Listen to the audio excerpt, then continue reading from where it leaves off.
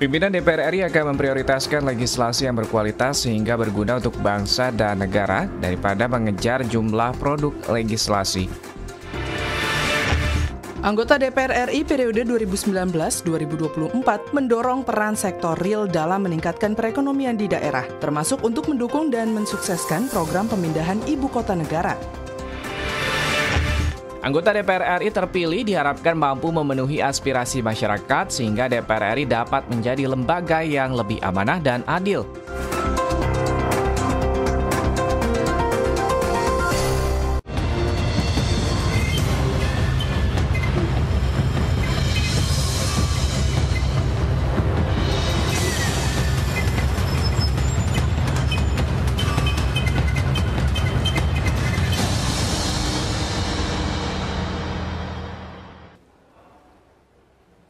Ya, halo apa kabar pemirsa? Berjumpa lagi di Suara Parlemen pagi bersama saya Anggun Aktarini dan rekan saya Dedi Ramadan. Dan tentunya kami sudah menyiapkan berbagai berita dan informasi terkait dengan dinamika juga kegiatan dari anggota parlemen di DPR RI Senayan Jakarta. Ya, nantinya kita akan membahas terkait apa saja menjadi 3 berita pilihan pertama dan juga seperti biasa kami nanti akan membacakan kepada Anda apa saja menjadi headline surat kabar yang terbit pada hari ini dan juga nanti tajuk utama terkait seputar dengan evaluasi ekonomi di masa pemerintahan Bapak Jokowi dan Bapak Yusuf Kala nih, Ya. Nanti kita akan membahas lebih lanjut terkait dengan tajuk utama dan juga akan membahas dengan narasumber yang sudah hadir bersama kita nanti. Dan pastikan Anda jangan kemana-mana, tetap saksikan terus Suara Parlemen. Kita akan membahas dulu nih sebelum kita membahas tajuk utama dan juga headline surat kabar. Kita akan membahas dulu nih terkait dengan 3 berita pilihan pertama Warta Parlemen. Ini yang pertama ini akan mengangkat terkait dengan rancangan undang-undang akan angkat aspirasi masyarakat. Di sini bahwa pimpinan DPR RI akan memprioritaskan legislasi yang berkualitas sehingga berguna untuk bangsa dan negara daripada mengejar jumlah produk legislasi ini.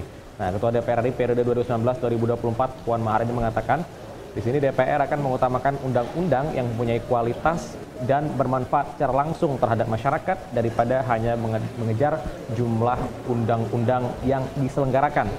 Dan selain itu ada juga Wakil Ketua DPR RI Bapak Rahmat Gobel menyatakan sebagai representasi dari rakyat, produk legislasi maupun program-program yang dihasilkan DPR RI harus mampu untuk memenuhi harapan-harapan rakyat untuk hidup lebih baik dan juga lebih sejahtera ke depannya. Ya, karena kalau kita lihat hanya mengejar jumlah undang-undang yang banyak, namun ternyata kualitas dari undang-undang yang dihasilkan tidak sebaik apabila undang-undang lebih sedikit, namun hasilnya itu lebih bisa bermanfaat masyarakat secara langsung, kan lebih baik tentunya. Tapi di sini kan kita perlu melihat juga bahwa dari pihak DPR sendiri juga harus menggodok kembali apa saja sih yang harus benar-benar menjadi urgensi dari masyarakat. Betul. Ataupun 3, betul tadi. Nah, baik pemirsa, kita akan beralih ke berita berikutnya dari Warta Parlemen juga. Di sini ada DPR RI fokus tingkatkan potensi daerah dan anggota DPR RI periode 2019 hingga 2024 mendorong pesan sektor real dalam meningkatkan perekonomian di daerah termasuk untuk mendukung dan mensukseskan program pemindahan ibu kota negara RI.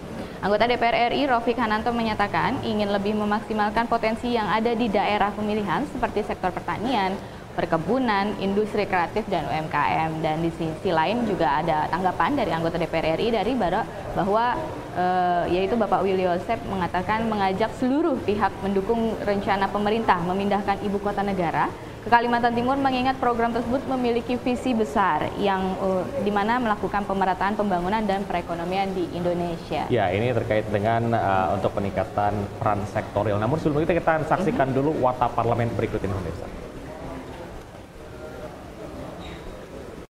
Pimpinan DPR RI akan memprioritaskan legislasi yang berkualitas sehingga berguna untuk bangsa dan negara daripada mengejar jumlah produk legislasi. Ketua DPR RI periode 2019-2024, Puan Maharani mengatakan DPR akan mengutamakan undang-undang yang memiliki kualitas dan bermanfaat secara langsung terhadap masyarakat daripada hanya mengejar jumlah undang-undang yang diselesaikan. Puan menambahkan untuk rancangan undang-undang yang di-carry over pada periode sebelumnya akan menjadi prioritas dalam prolegnas, akan tetapi tetap melalui mekanisme tata tertib yang ada. Harapan saya ke DPR ke depan itu tidak perlu membuat satu produk undang-undang terlalu banyak, namun kita pilih yang menjadi prioritas dan itu menjadi fokus bagi DPR ke depan yang berguna untuk bangsa dan negara.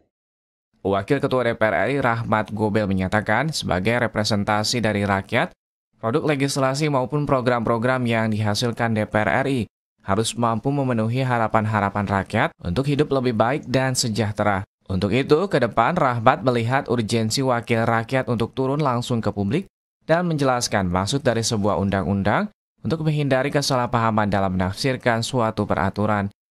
Sebetulnya kalau RUU itu kalau saya sendiri belajar, itu kan karena dari masalah yang dihadapi, yang harus kita sempurnakan. Bukan merubah untuk melemahkan atau tidak menurut saya. Itu kalau dalam bisnis mah biasa itu. Ada sesuatu, ini nggak pas, harus kita sempurnakan. Karena untuk lebih kuat, bukan untuk lebih melemahkan.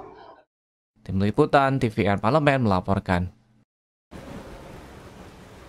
Ya, pemirsa, barusan sama-sama telah kita saksikan ini Warta Parlemen pertama ini terkait dengan rancangan undang-undang ini yang akan dibahas di DPR RI akan mengangkat aspirasi masyarakat. Dan tadi juga telah kita saksikan bahwa Ibu Puan Maharani selaku Ketua DPR RI mengatakan di sini DPR akan mengutamakan undang-undang yang mempunyai kualitas dan bermanfaat secara langsung terhadap masyarakat. Dan juga tadi ditambahkan oleh Bapak Wakil Ketua DPR RI, Bapak Rahmat Gobel, menyatakan di sini juga sebagai representasi dari rakyat, produk legislasi maupun program-program yang dihasilkan oleh DPR RI harus mampu memenuhi harapan dan juga nantinya bisa mesejahterakan masyarakat secara langsung. Dan ini juga terkait dengan mesejahterakan kehidupan masyarakat secara langsung nih, Gun, karena kalau kita lihat sekarang terkadang ada peraturan-peraturan juga yang mungkin dampaknya tidak begitu langsung dirasakan oleh masyarakatnya, dan kita berharap tentunya nantinya DPR dapat menciptakan undang-undang ke depannya untuk bisa menciptakan undang-undang yang bisa langsung berdampak langsung kepada masyarakat ke depannya. Ya, dan dari setelah ini kita akan melihat dulu tayangan informasi dari Warta Parlemen kedua mengenai DPR RI fokus tingkatkan potensi daerah, dan kita akan bahas lebih dalam. Berikut informasi selengkapnya.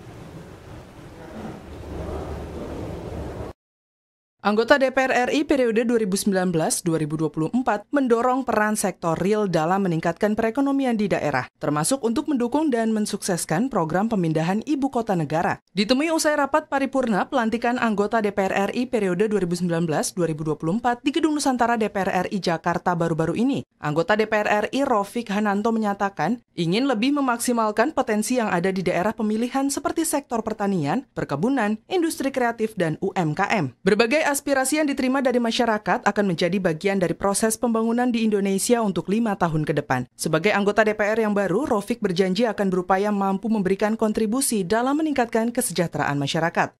Saya yakin ini bisa dikembangkan bersama dengan kami ini nanti 5 tahun yang akan datang, kita berharap akan banyak kemajuan di bidang-bidang ini, dan kita akan coba perjuangkan aspirasi masyarakat untuk bisa menjadi bagian dari proses pembangunan di negeri ini.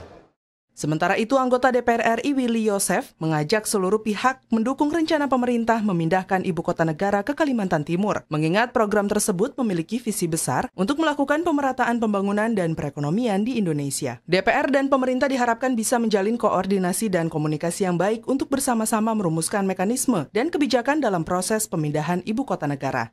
Keputusan yang berani dan keputusan yang sangat-sangat visioner. Dan tentu dalam waktu dekat akan membahas payung hukum. Tim Liputan TVR Parlemen melaporkan.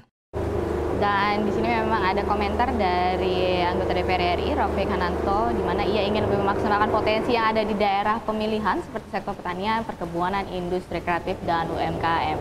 Dan kita mengetahui juga di sisi lain bahwa tadi saya sebutkan Bapak Willy Yosef juga mengatakan seluruh pihak harus mendukung rencana pemerintah, bahwa mengingat di sini ada visi besar terkait dengan pemerataan pembangunan dan perekonomian di Indonesia. Memang ini satu rencana yang luar biasa ya, tadi kita bisa bilang, karena untuk kesejahteraan masyarakat di seluruh Indonesia sehingga bisa berdampak lebih baik mungkin. Ya, tentunya ini kita sama-sama mendukung rencana pemerintah untuk bisa memindahkan ibu kota ke Kalimantan Timur, dan semoga ini bisa berjalan lancar dan bisa nantinya bisa meringankan juga beban kota Jakarta juga Pulau Jawa yang selama ini dikatakan bahwa bebannya sudah terlalu berat untuk memikul sebagai pusat perekonomian dan juga ibu kota di Indonesia.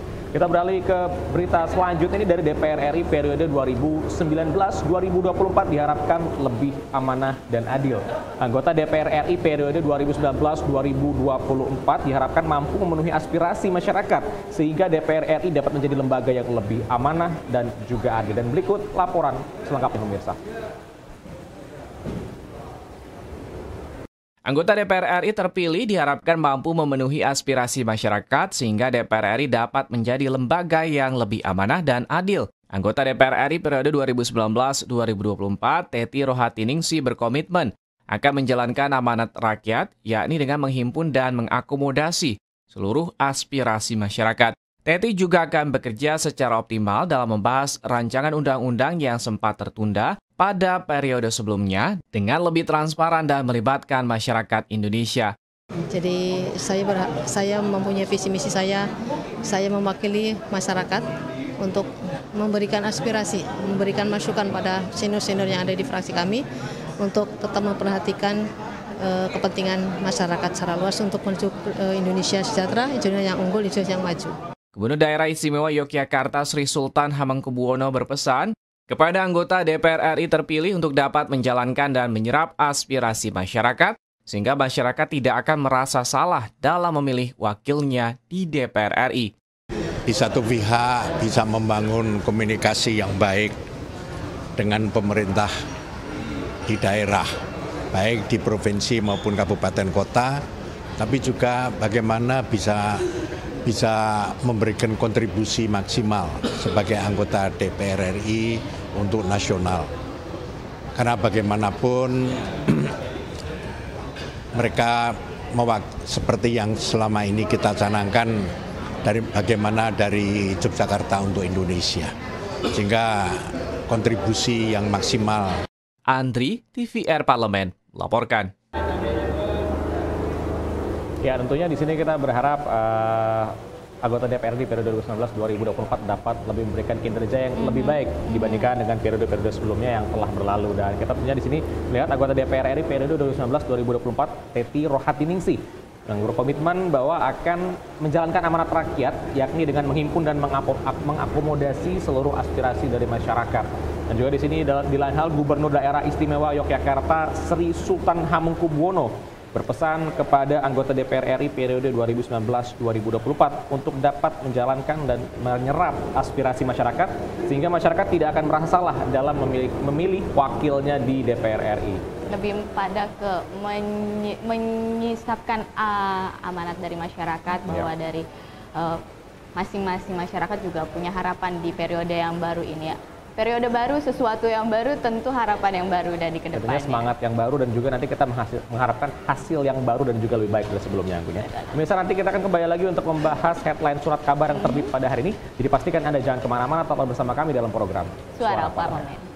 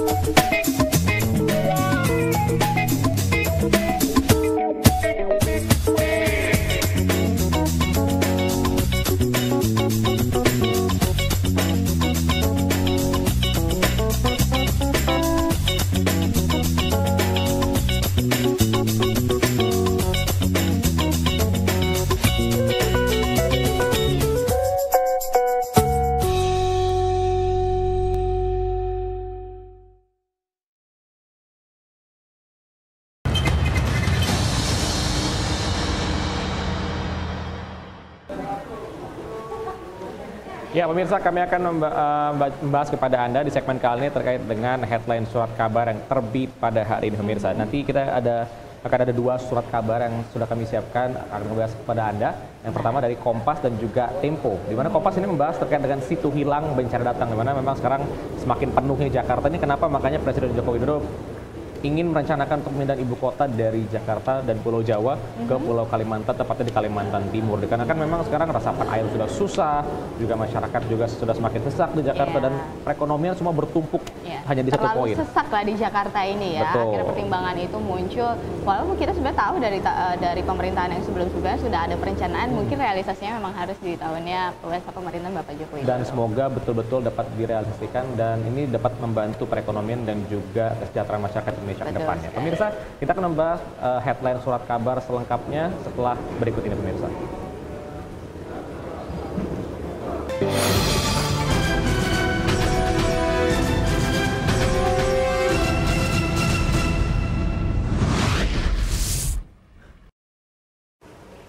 Siapa dulu? Ya, kita awali dengan headline surat kabar Kompas. Ini membahas terkait dengan situ hilang bencana datang. Situ-situ di Jakarta, Bogor, Tangerang, Depok, dan Bekasi terancam hilang. Dan sejumlah situ dikuasai pengembang dan diperjualbelikan yang mengakibatkan bencana banjir bisa datang kapan saja. Terdata 208 situ di Jabotabek yang dikelola Balai Sriwijaya, maksud kami Balai Besar Wilayah Sungai Ciliwung Cisadane atau BBWSCC, Kementerian Pekerjaan Umum dan Perumahan Rakyat. Namun tidak semuanya benar-benar dikuasai negara dan dipergunakan untuk kemakmuran rakyat. Tercatat 30 situ diantaranya dikuasai perusahaan dan individu melalui sertifikat hak milik, hak guna bangunan, dan hak guna usaha. Penguasaan situ lewat penerbitan sertifikat hak milik dan hak guna bangunan menyebabkan sejumlah situ di Jabodetabek beralih fungsi dan situ tidak lagi berfungsi sebagai penampung air atau pengendali banjir. Nah, ini mungkin dari pemerintah daerahnya sendiri juga perlu mengadakan evaluasi ya. Kita mengingat bahwa Jakarta ini masih menjadi pusat dari baik pemerintahan maupun ekonomi yang ada di Indonesia sebelum ada perpindahan daerah. Mungkin perusahaan-perusahaan yang menguasai ini dan tidak mau atau mengabaikanlah fungsi dari waduk-waduk atau situ-situ ini. Nanti kalau banjir jangan protes ke pemerintah dong, berarti kan ulah sendiri nih kan ya. Tapi kasihan juga masyarakat yang tidak tahu apa-apa yang akhirnya mereka menjadi korban banjir. Dan juga Jakarta lagi-lagi akan diguyur banjir nih, dendam banjir. Setelah sekian lama, mungkin sudah sekitar 3 atau 4 tahun ini kan Jakarta praktis hampir tidak ada banjir. Paling mungkin ada di beberapa titik saja, Anggun ya. Ya, dan pemirsa, kita masih berharap apapun yang menjadi keputusan pemerintah maupun pemerintah daerah dan pusat itu berkolaborasi untuk menghasilkan sesuatu yang lebih baik. Betul. Berita selanjutnya datang dari Tempo, di mana aktivis Walhi meninggal diduga akibat kekerasan. Nah, diketahui sejumlah kejanggalan menyertai kematian advokat Wahana Lingkungan Hidup Indonesia atau Walhi Sumatera Utara, Golfried Siregar, Kepala Departemen Advokasi Eksekutif Nasional. Walhi Zenzi Suhadi menduga Golfried meninggal akibat menjadi korban kekerasan dan percobaan pembunuhan, dan Zenzi membeberkan keganjilan pada kematian tersebut terlihat pada luka-luka korban, di mana kepala Golfried mengalami luka serius seperti akibat dari pukulan keras benda tumpul, namun di sekujur badan korban lainnya tidak ada luka apapun. Kalau memang ada kejanggalan ya memang harus baiknya dilakukan otopsi lebih mendalam ya. Betul, dan ini untuk bisa mengetahui apa yang menjadi penyebab dari kematian dari Golfried Siregar ini selaku aktivis dari Walhi. Dan kita mengucapkan berbela-sungkawa kepada keluarga yang ditinggalkan, semoga dapat menerima dan juga bisa ikhlas, dan juga keluarga yang ditinggalkan dapat tabah dan almarhum dapat diterima di sisi yang maha kuasa ya, Anggun ya. Pemirsa, tadi sudah kita bahas kepada Anda apa yang menjadi headline surat kabar. Nanti kami akan kembali lagi untuk membahas tajuk utama yang sudah disiapkan oleh tim redaksi TV Parlemen. Jadi pastikan Anda jangan kemana-mana.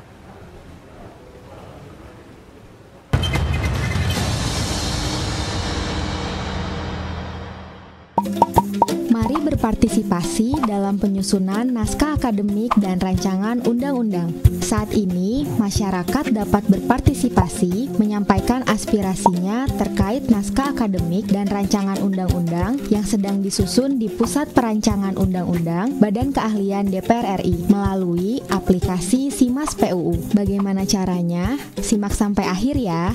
Pertama, silakan mengakses website Pusat Perancangan Undang-Undang Badan Keahlian DPR RI. Kemudian, klik menu aplikasi Simas PUU, lalu pilih naskah akademik atau rancangan undang-undang. Setelah muncul daftar naskah akademik atau rancangan undang-undang, silakan klik kolom detail, kemudian isi data diri Anda pada kolom kuesioner dan berikan pendapat Anda pada kolom jawaban yang telah tersedia. Kemudian, Anda dapat mengunggah data pendukung pada kolom upload dokumen sebagai penunjang pendapat Anda. Mudah bukan? Ayo berpartisipasi menjadi bagian dalam perancangan undang-undang.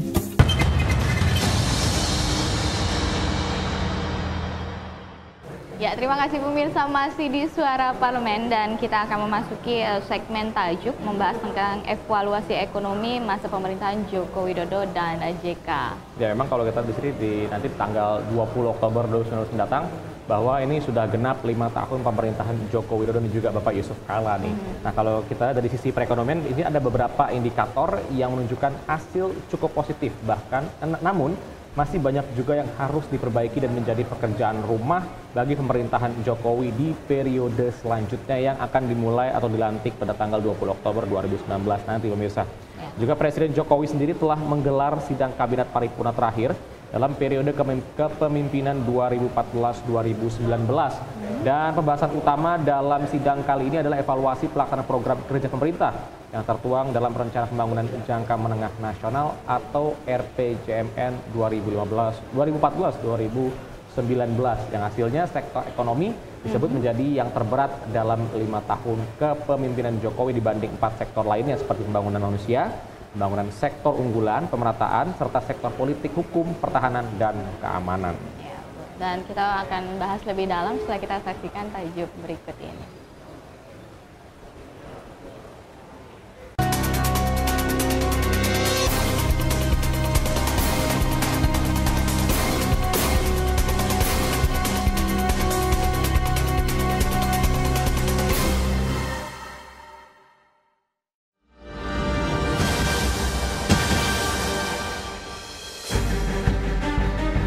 Evaluasi ekonomi Jokowi JK.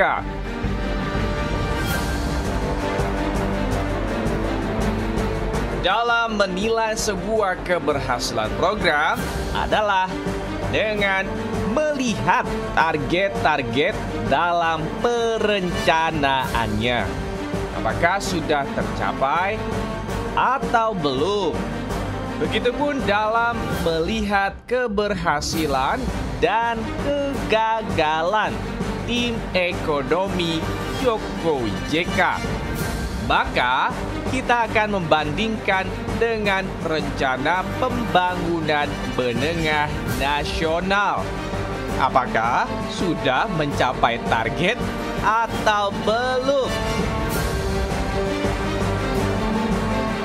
Oleh karena itu, kita berani mengatakan tim ekonomi pemerintahan Jokowi JK belum berhasil mencapai 4 target ekonomi makro yang telah tertuang dalam Rencana Pembangunan Jangka Menengah Nasional 2015-2019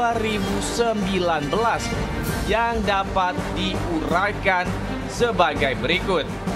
Pertama, pertumbuhan ekonomi menurut RPJMN 2015-2019, pemerintah menargetkan pertumbuhan ekonomi Indonesia akan meningkat mulai 2015-2016. Pada tahun 2017, ekonomi diperkirakan sudah mencapai kisaran 7,1%. Lalu melaju di kisaran 7,5% pada tahun 2018 dan 8% pada tahun 2019.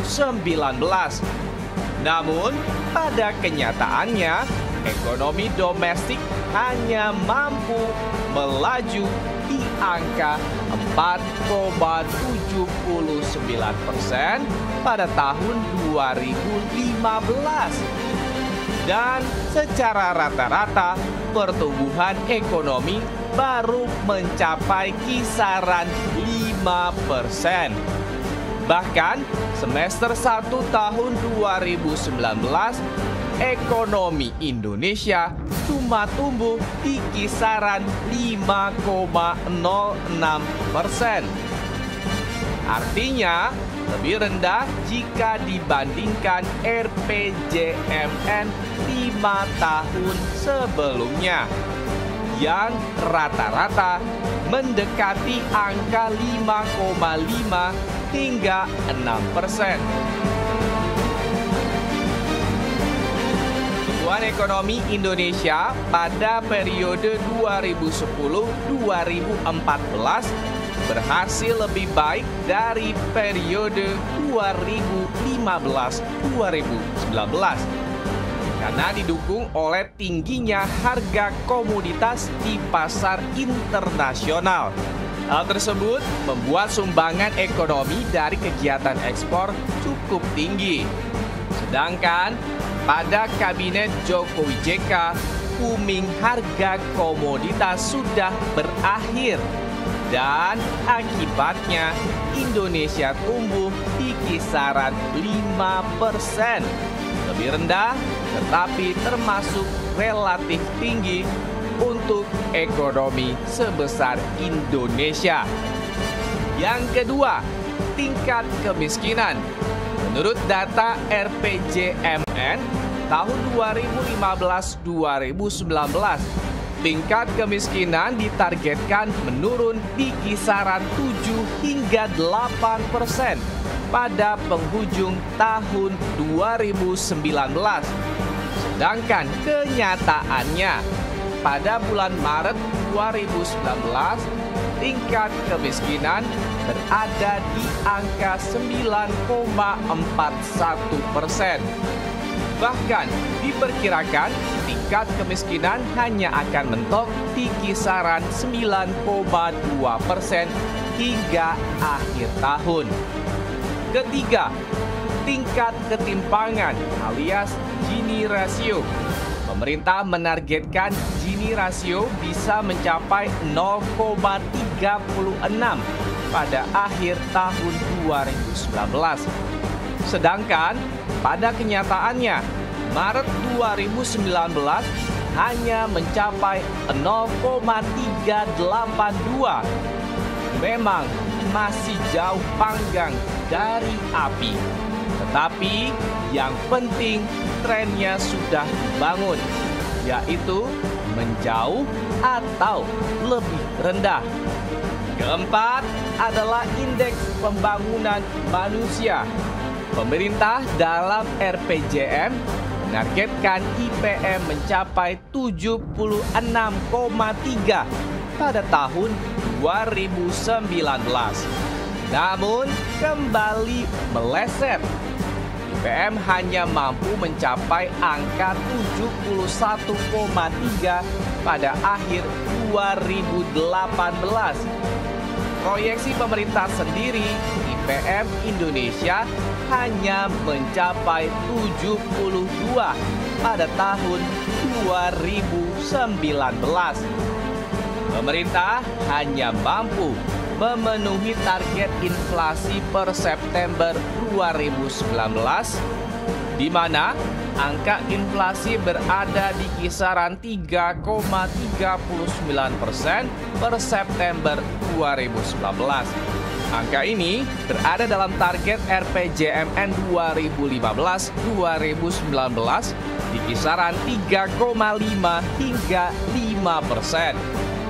Oleh karena itu, harusnya pemerintah menerapkan 3 target RPJMN sehingga bisa mudah tercapai, yakni target optimis pertumbuhan ekonomi di angka 6,5 hingga 7%, target optimis pertumbuhan ekonomi di angka 6,5 hingga 7%, target moderat di angka 6 hingga 6,4%, dari target pesimis di angka 5,5 hingga 6%. Yang jelas, globalisasi menyebabkan interdependensi antara satu negara dengan negara lainnya.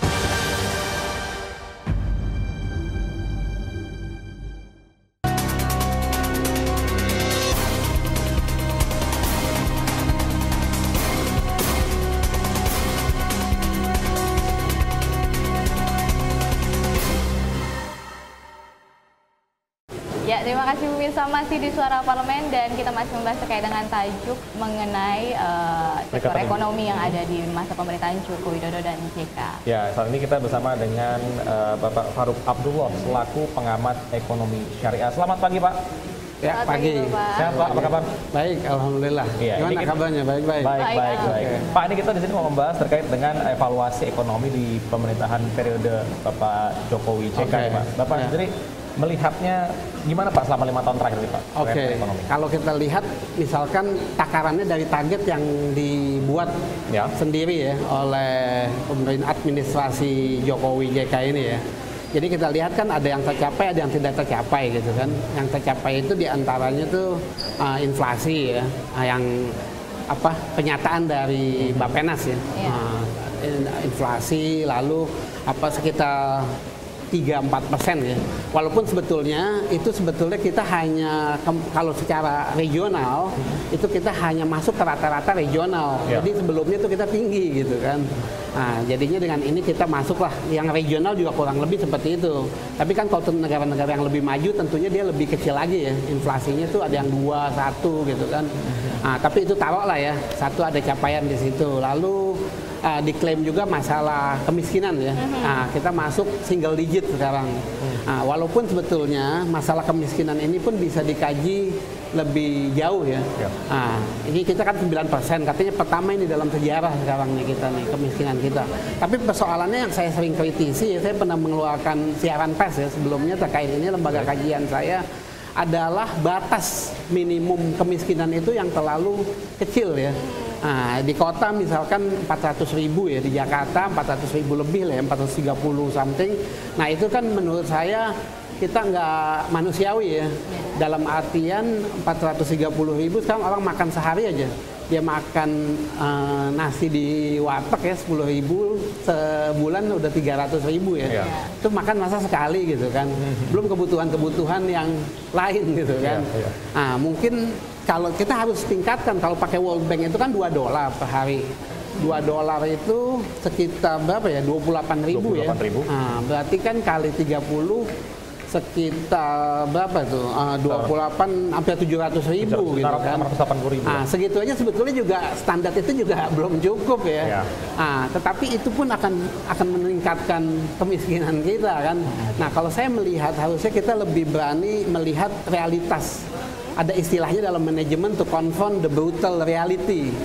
Kita harus berani mengkonfrontasi realitas yang brutal. Jadi kita lebih tahu kondisi kita yang sebenarnya kayak apa gitu kan. Nah, itu diantaranya ya, yang walaupun disebut sudah memenuhi gitu ya. Ini kan capaian dari Jokowi sendiri kan di awal masa pemerintahan itu ada 7%, sedangkan sampai saat ini baru tinggal 5%. Itu ada apa sih Pak sebenarnya? Memang itu salah satu hal yang tadi saya akan lanjutkan. Kita kasih yang mencapai dulu, yang tidak capai yang jadi salah satu isu besar sekarang. Memang sejak awal kita nggak pernah capai target kita yang 7% itu gitu kan. Selalu di kisaran 5, bahkan sempat 4,9 ya. Nah, tahun 2015, tahun 16 itu pernah 4,9. Nah, memang ini kan ada klaim menyatakan bahwa yang sebelumnya diuntungkan oleh harga komoditas yang tinggi, yang ketika masuk ke pemerintahan Jokowi itu menurun gitu kan, harga komoditas. Tapi menurut saya sekarang kan negara tetangga kita ini udah pada tinggi-tinggi nih. Kita khawatir terkejar oleh Vietnam. Vietnam tuh udah 7 terus ya. Selama saya cek tuh 5 tahun terakhir dia tinggi sekali, paling kecil 6,8 gitu kan. Belum lagi Myanmar sekarang gitu kan. Terus Filipina gitu kan udah lebih tinggi dari kita. Jadi saya rasa kita juga nggak bisa selalu excuse faktor luar gitu kan. Tadi itu commodity price kan. Ini banyak hal yang bisa diperbaiki dalam artian gini ya. Sekarang kan kita nih banyak pertumbuhan itu dari consumption, tapi bukan dari produktivitas dan dari investment gitu kan. Nah, ke depan itu yang harus ditingkatkan. Nah, cara meningkatkannya seperti apa? Salah satu isu kita ini yang yang mengurangi kompetitif daya saing kita itu birokrasi gitu kan. Seperti regulasi ya, yang over-regulated. Terus struktur birokrasi kita kan, kita termasuk negara yang sangat birokratis gitu kan. Itu jadi ekonomi nggak lincah gitu kan. Sekarang ini jadi isu juga kenapa FDI kita, foreign direct investment kita itu stagnan gitu kan. Ya. Karena itu faktor berkontribusi gitu kan. Sistem yang birokratis itu. Walaupun sebetulnya ada juga sekarang adalah kita harus akui ada perhatian ya untuk meningkatkan ranking the ease of doing business kita tuh. Ada global index ya dari World Bank. Nah, tapi masih implementasinya itu masih banyak PR gitu kan. Nah, kadang-kadang kita itu mau memperbaiki iklim ya, birokrasi, regulasi, nggak hanya berpikir kita mau narik dari luar, kita juga perlu berpikir bagaimana UMKM bisa berbisnis dengan enak aja. Di dalam negeri ini pemain lokal bisa berbisnis dengan enak, dengan dikurangi birokrasinya, itu otomatis juga akan berkontribusi terhadap pertumbuhan ekonomi gitu kan. Tadi kan Pak Farouk sempat bahas nih Pak, bahwa iklim investasi di Indonesia ini kan agak sedikit sulit lah karena ada birokrasi dan segala macamnya. Betulnya kenapa sampai sekarang Presiden Joko Widodo dikatakan masih belum bisa memangkas sistem birokrasi di Indonesia? Menyederhanakan lah Pak. Jadi memang gini ya, satu sisi dia sudah mewarisi ya, untuk to be fair, dia mewarisi sistem yang udah sangat birokratis ya. Kita ini kan dijajah dulu 350 tahun, lalu ada 2 pemerintahan, one man show gitu kan. Pak Bung Karno, Pak Harto kan, ini kan sistem neo-feodal ini tertanam sedemikian rupa gitu kan, antara penguasa dan rakyat, bagaimana itu government itu jadi melayani penguasa gitu kan. Sedangkan dalam negara modern itu kan birokrasi itu pemerintahan publik, disebut public service kan, layanan publik, melayani publik, bukan alat kekuasaan gitu kan. Nah, terus kita ibaratnya baru merdeka tahun 98 gitu kan. Nah, ini kan proses ini ternyata ya banyak tantangan juga kan. Nah, jadinya ya inilah pemerintahan ini mewarisi itu, tapi memang harus berani lebih radikal gitu dalam kerangka memangkas birokrasi ini gitu kan. Belum lagi persoalannya ada dilema demokrasi ya, kepentingan-kepentingan politik yang sebelumnya juga masuk gitu kan. Yang sekarang kita lihat berkembang kan dari sisi hukum aja, keamanan gitu kan. Ini kan orang-orang neo Orde Baru ini kan masih banyak kan, dari penanganan terhadap demo kepada jurnalis segala macam ini kan, ini banyak orang-orang neo Orde Baru ini nih yang mengekalkan jadinya tuh. Satu sisi ada keinginan, jadi ini kombinasi berbagai macam pemikiran di dalam pemerintahan yang ada ini, yang kadang-kadang bikin bingung juga foreign investor gitu kan. Karena kalau emang aturannya tidak jelas dan juga dipersulit, ini akhirnya membuat investor pada takut untuk masuk ke Indonesia. Yang akhirnya uang ke Indonesia semakin sulit untuk didapat. Kepastian hukum, peradilan kita kan, itu coba kita lihat deh, seluruh negara yang disebut financial center, pusat keuangan dunia, itu pasti negara-negara yang birokrasinya bagus, punya kepastian hukum. Contoh aja Hong Kong, walaupun dilanda demo sekarang ini, dia ternyata ranking World Competitiveness Index-nya masih tetap bagus gitu kan. Jadi sebetulnya tuh ya masalah politik, orang investor lebih peduli dengan masalah birokrasi dan masalah penegakan hukum kan, kepastian hukum dia gitu kan. Seberapa aman sih kalau saya menaruh uang tersebut itu Pak ya? Pak, nanti kita akan masih membahas terkait dengan evaluasi ekonomi Jokowi. Pemirsa, jadi jangan kemana-mana, tetap bersama kami dalam program Suara Parlemen.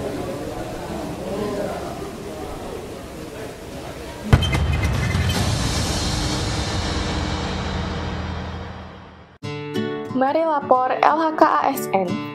Video ini akan memandu Anda untuk menyampaikan LHK-ASN melalui aplikasi Siharka. Sebelum memulai, ada baiknya Anda menyiapkan dokumen-dokumen berikut.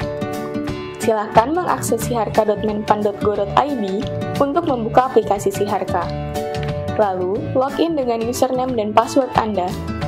Lengkapi profil dan ubah password Anda dan pastikan data yang Anda masukkan telah sesuai. Lengkapi data keluarga Anda seperti suami atau istri dan anak. Saatnya mengisi daftar kekayaan. Harta tidak bergerak adalah harta berupa tanah dan bangunan yang didukung dengan bukti kepemilikan dan nilainya ditetapkan berdasarkan NJOP.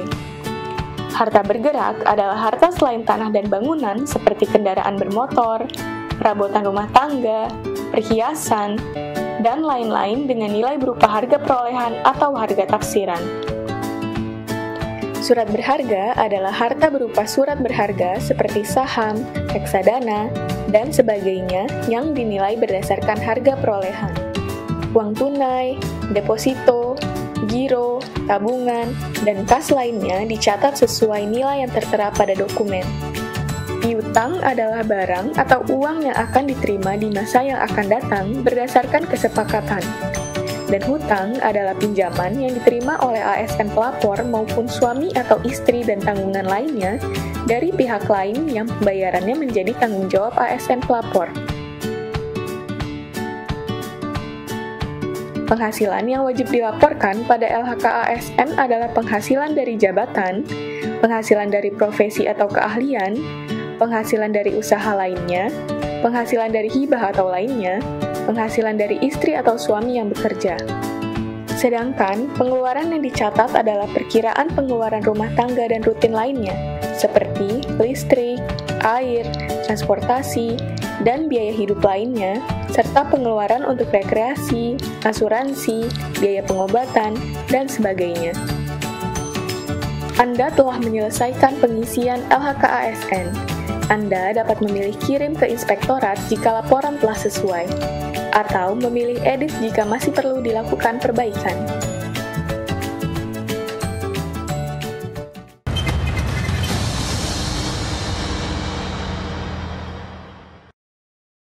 Kita masih bersama dengan narasumber kita, yaitu Bapak Faruk. Nah, Pak, ada pertanyaan lagi nih. Ya. Kalau misalnya memang pemerintah butuh melakukan langkah konkret, itu langkah-langkah apa saja yang harus dilakukan? Oke, ke depan saya rasa ya ada beberapa hal ya. Ya. Komitmen untuk deregulasi dan debirokratisasi ya, yang maksudnya kemarin ya terlepas hasilnya masih perlu lebih baik lagi, tapi ada kemauan, kesadaran itu harus dilanjutkan ya terkait deregulasi dan debirokratisasi gitu kan, dan harus lebih berani ya pemangkasan yang lebih memudahkan, dan orientasinya jangan hanya sekedar mengejar yang dari luar, bagaimana memudahkan bisnis untuk pelaku lokal juga gitu kan, supaya tuh UMKM bisa berkembang juga, punya kenyamanan gitu kan. Nah, seperti license gitu kan. Nah ini kayak rancangan undang-undang pertanahan tuh kemarin tuh kan banyak bikin worry juga gitu kan. Nah, karena kasih kekuatan sepertinya kepada kelompok-kelompok bisnis besar gitu kan. Nah itu perlu dilanjutkan ya. Nah, terus penegakan hukum. Nah, bagaimana nih kesadaran, kan HAM isu internasional ya. Kemarin juga salah satu rapor merah pemerintahan yang ada isu HAM. Ini data dari Komnas HAM sendiri ya, yang banyak nggak resolve gitu kan. Nah ini bagaimana tuh mindset ya, penegakan hukum itu diciptakan ya. Bagaimana menciptakan kepolisian yang bersih, kejaksaan yang bersih, kehakiman yang bersih gitu kan. Karena foreign investment tuh peduli yang seperti itu gitu kan. Kalau kepastian hukum nggak ada, mereka tuh nggak yakin gitu kan berbisnis. Coba lihat negara-negara yang jadi pusat keuangan dunia kayak London, Hong Kong, Singapura, New York segala macam kan mereka punya itu gitu kan. Nah itu juga harus jadi PR gitu kan. Nah tapi harus ada keberanian karena orang-orang yang vested interest juga ada di dalam pemerintahan ini gitu kan.